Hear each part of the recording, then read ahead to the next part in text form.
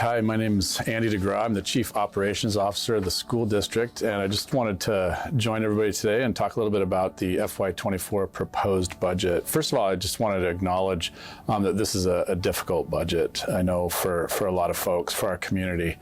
I know it's challenging for staff members that rely on employment for their livelihoods. I know it's certainly going to be challenging for students as well.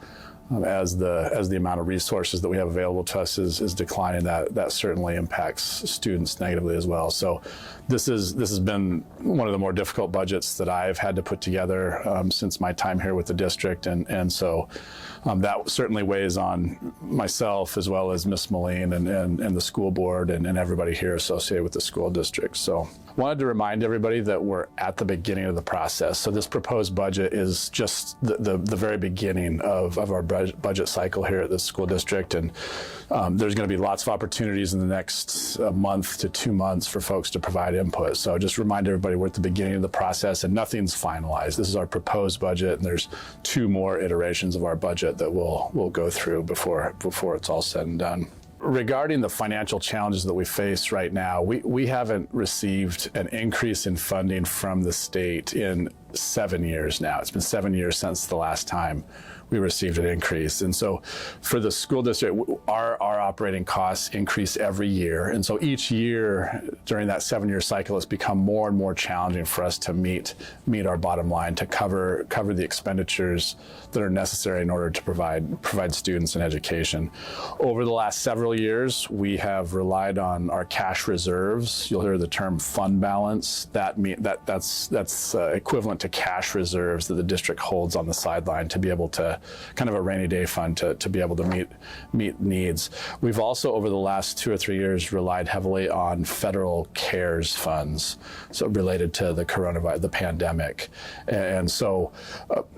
The last couple of years, our fund balance, we've exhausted pretty much our entire fund balance. Our cash reserves are just about at zero now, and then we have a small amount of CARES funds remaining that we're utilizing in this FY24 budget. But for all intents and purposes, our CARES funds are completely exhausted now as well. So it's important to note, a lot of folks just kind of have the idea, well, maybe the district could go out and raise additional funds, to meet expenditures. Unfortunately, here in the state of Alaska, school districts don't have the ability to raise additional funds. In other states, that might be the case, and unfortunately, it's not here in Alaska. We receive a certain amount of income from 3 separate sources, and then that's our income. And so we're at the same time we're required to present a balanced budget to the Board of Education, and so we're really required to fit our budgeted expenditures within that revenue that we expect to receive. So just kind of a challenging situation that we find ourselves in due to that lack of increased funding over a 7-year period of time. There are some positive things going on. The last couple of weeks, we were able to issue contracts to teachers, to our certified staff. So the good news there is we expect to have a position for virtually all of our certified staff here in the district.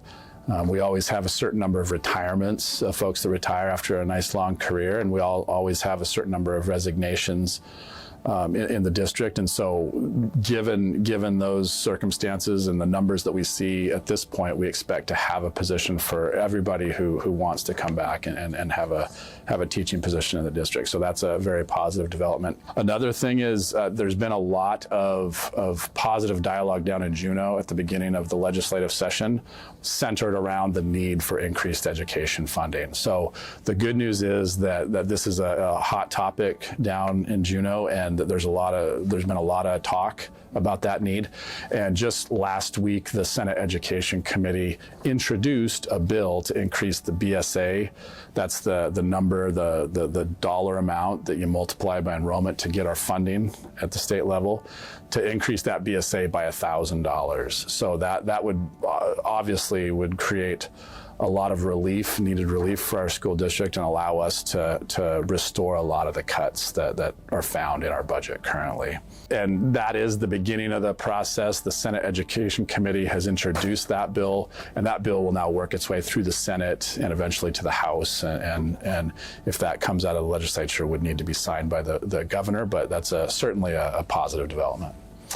Another big positive here locally is that Mayor Ward over at the borough has included about $3.5 million additional education funding in his preliminary budget. That came out 3 weeks ago, and we certainly appreciate his partnership and support.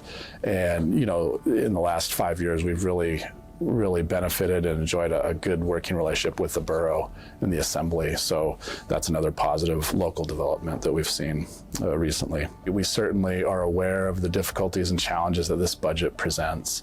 There's a lot of folks are asking, what can I do to advocate and to provide input or feedback to decision makers regarding education funding.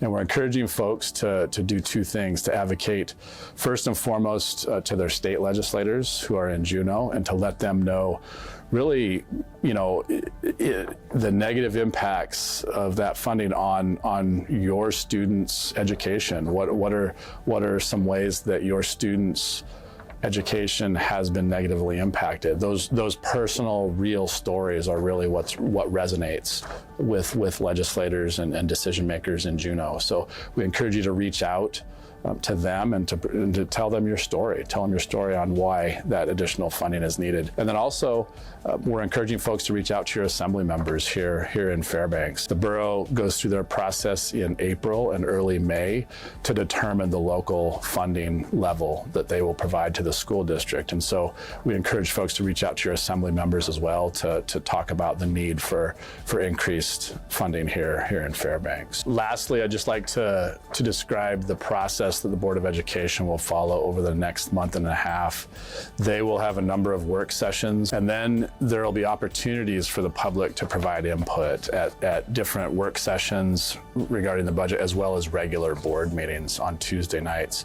And so just encourage folks, in addition to those other advocacy efforts, to provide input to the Board of Education regarding programs and initiatives and things that are important to them. So there will be many opportunities to provide that input and feedback. So appreciate everybody tuning in today and hearing about our FY24 budget, and hope to hear from you soon.